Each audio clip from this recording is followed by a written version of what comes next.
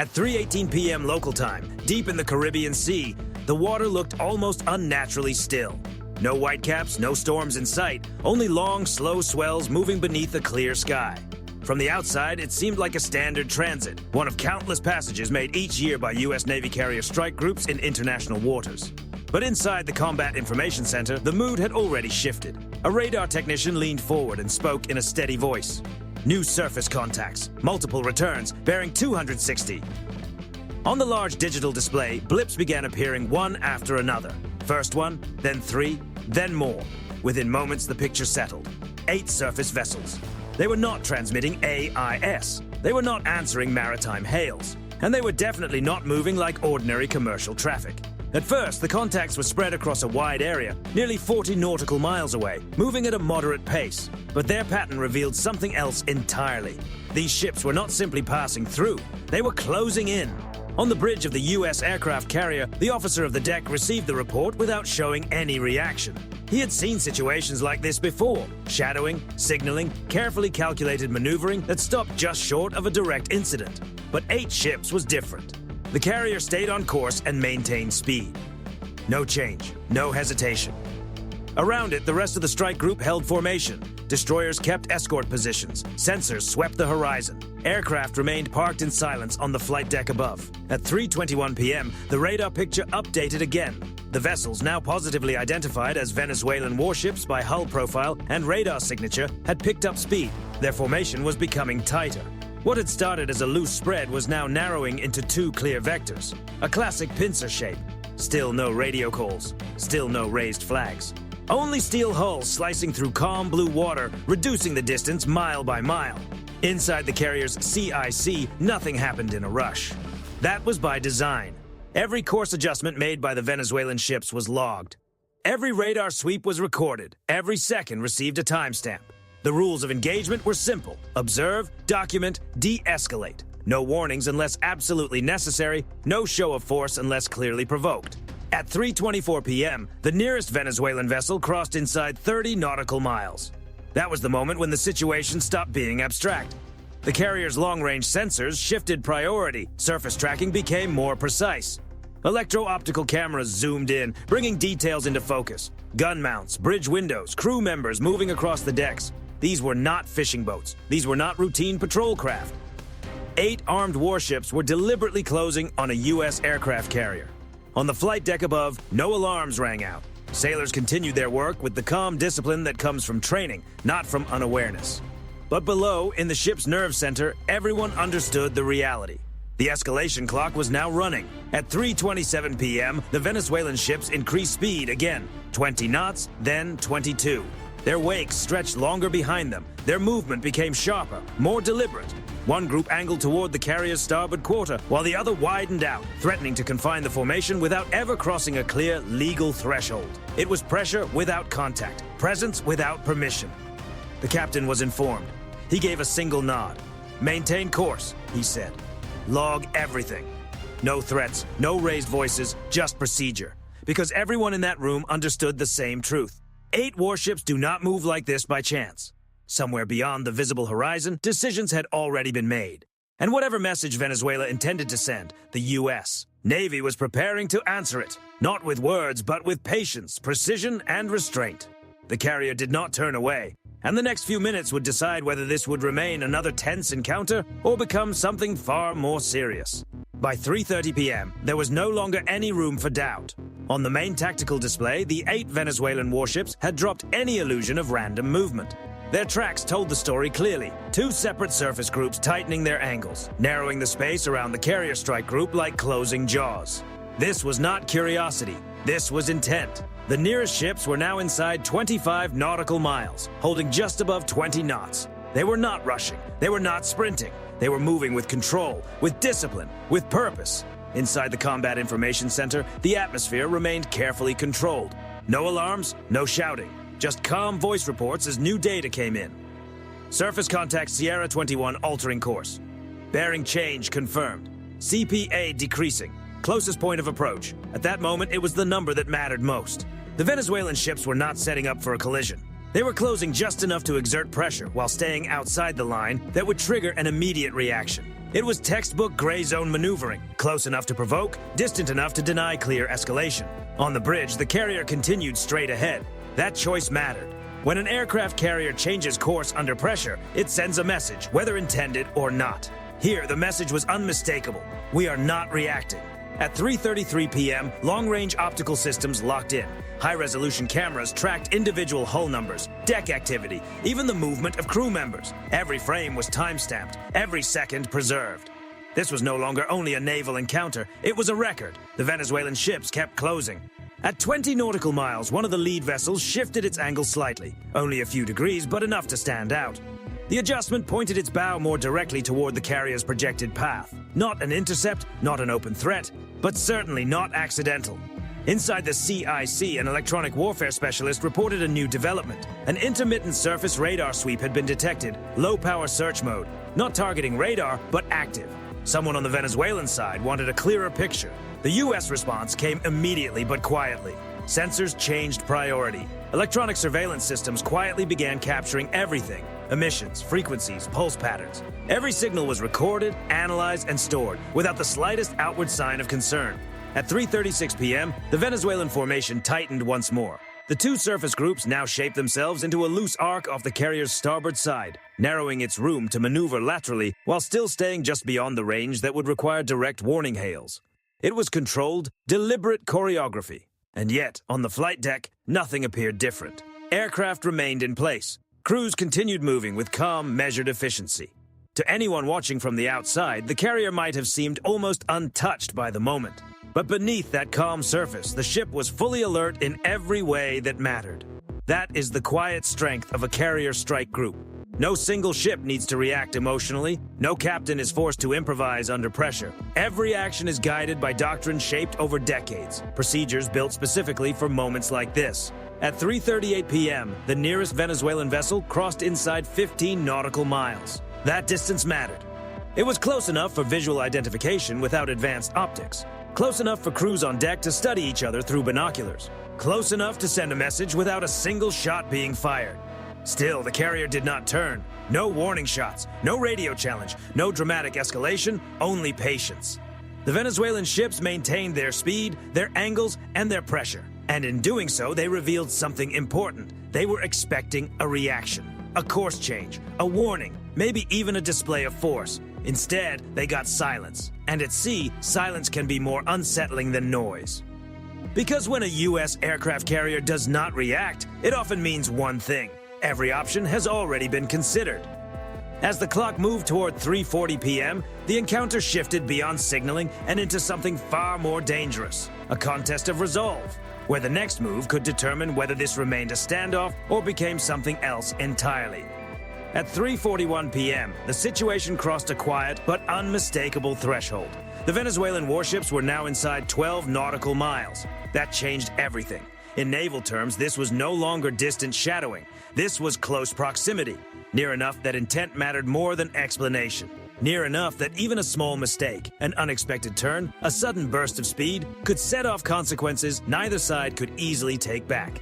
Inside the carrier's Combat Information Center, the atmosphere stayed controlled, but the pace increased.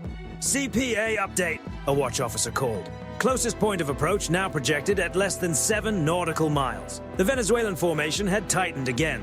Two ships held position off the carrier's starboard bow, while the others spread just wide enough to complicate maneuvering without fully committing to a block. It was pressure applied with precision, deliberate, calculated, and designed to force a response. But the response still did not come.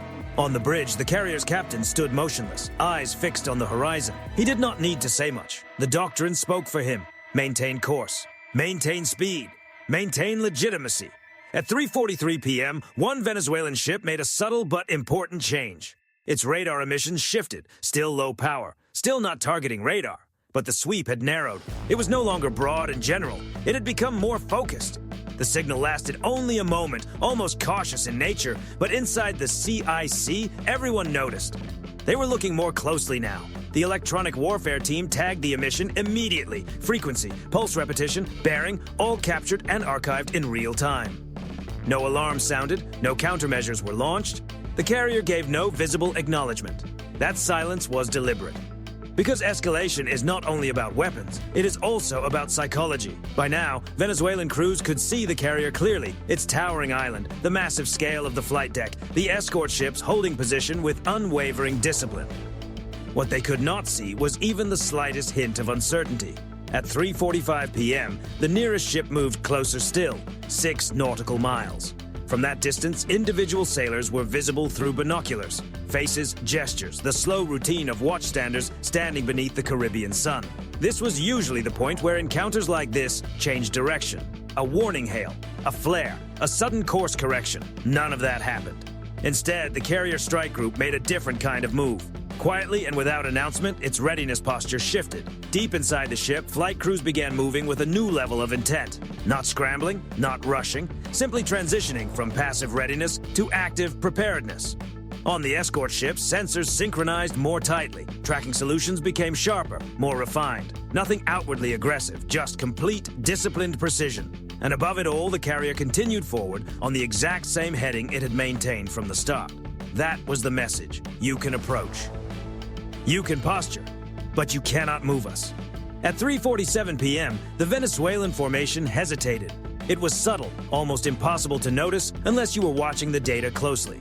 A subtle drop in speed from one ship, a slight shift in another vessel's course. It was not a withdrawal, at least not yet, but it was the first clear hint of hesitation.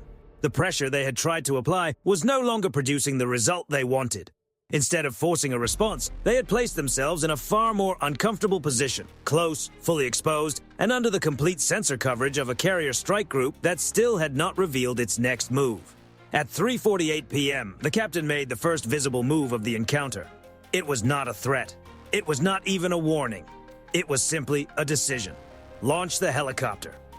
Within moments, the deck crew brought the MH-60R to life. The rotors began to spin, slowly at first, then faster, building into a deep, steady thrum that rolled across the water. The Venezuelan ships likely heard it before they saw it. The helicopter lifted cleanly from the deck and banked low over the sea, heading toward the tightening cluster of warships. Still no weapons used, still no warning shots. But now, without any doubt, the encounter had entered a new stage. Because when an aircraft carrier sends eyes into the sky, it is no longer merely observing. It is shaping the situation. And the Venezuelan crews were about to understand exactly what that meant. The helicopter stayed low. Just a few hundred feet above the water, the MH-60R skimmed across the Caribbean, its shadow racing over the waves as it closed the gap with the Venezuelan formation. From above, the picture was unmistakable. 8 warships arranged in a tightening arc, all attention now split between the carrier behind them and the aircraft moving in overhead.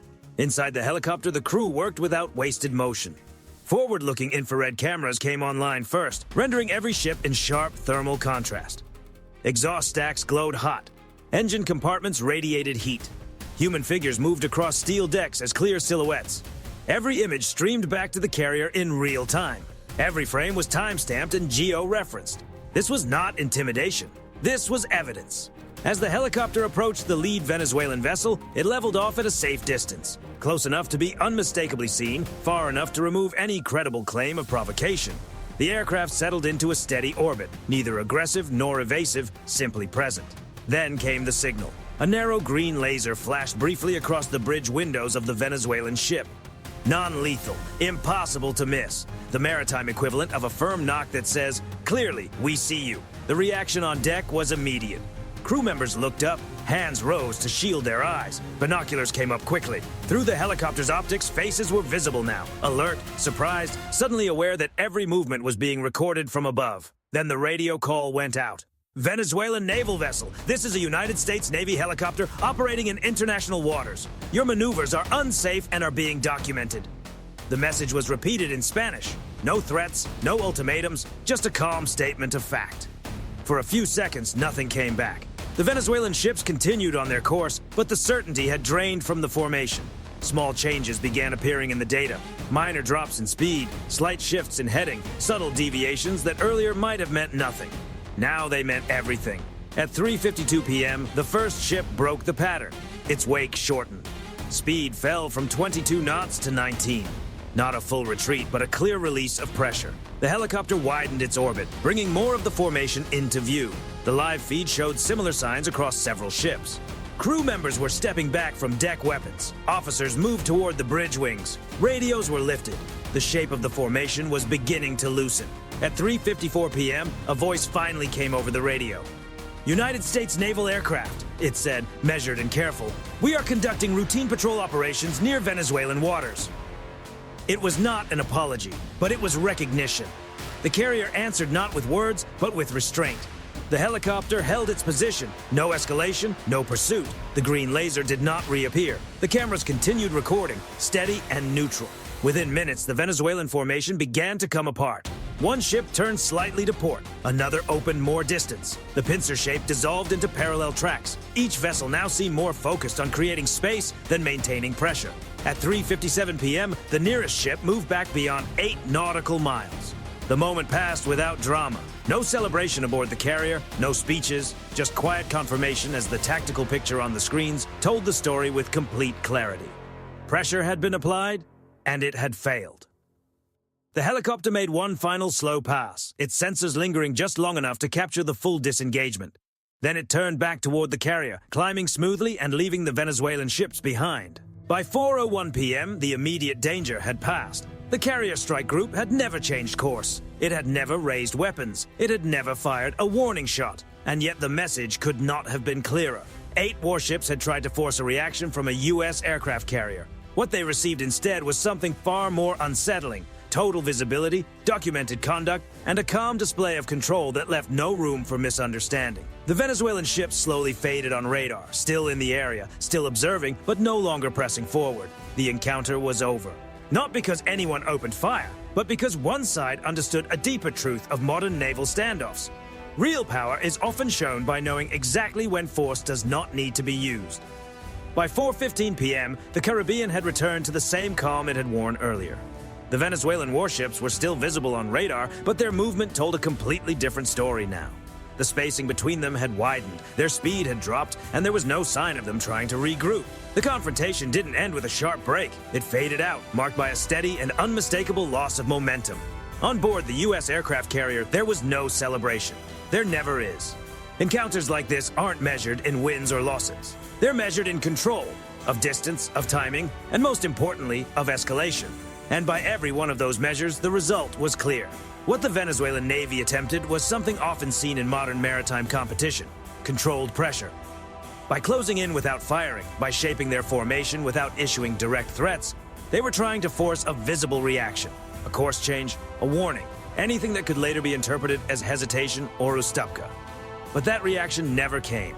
The U.S. response followed a playbook shaped over decades of real-world operations. Observe first, record everything, stay within international law, and only escalate if there is no other choice. That discipline made the difference. At no point did the carrier change its planned route. At no point did the crew allow emotion or pride to influence their decisions. Every movement was documented, every signal captured, every second preserved. Not just for the officers on board, but for analysts, legal teams, and decision-makers far beyond the ship itself. This is what modern naval power looks like. It's not about who gets closer. It's not about who sounds more forceful on the radio. It's about who controls the narrative after the ships go their separate ways. The Venezuelan warships left with nothing but footage of themselves pressing forward, then easing off. The U.S. Navy left with complete records, a clean legal position, and a carrier that never once appeared under pressure. And that difference matters far beyond the Caribbean.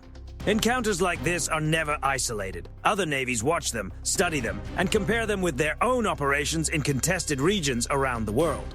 The takeaway spreads quickly. Posturing only works if the other side reacts.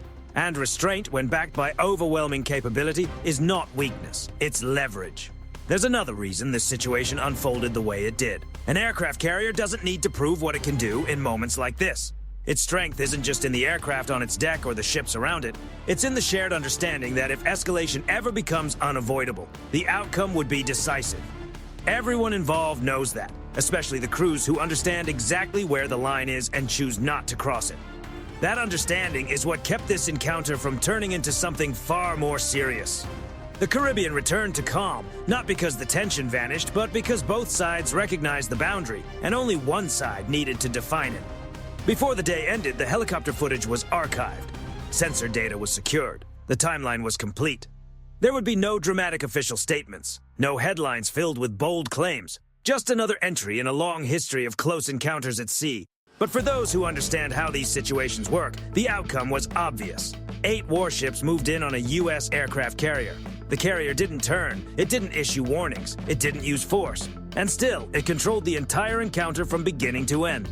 So here's something to think about. In moments like this, should the United States respond more aggressively to pressure at sea? Or is calm, disciplined restraint the smarter approach in a world where one wrong move can escalate fast? Share your thoughts below. If you found this breakdown useful, consider liking the video and subscribing for more real-world naval scenarios explained with clarity and context. And if you want to support the channel further, you can join the crew and help bring more stories like this to light. Because out there, in the narrow space between peace and conflict, it's not always the side that acts first that shapes the outcome. Sometimes, it's the side that never needed to.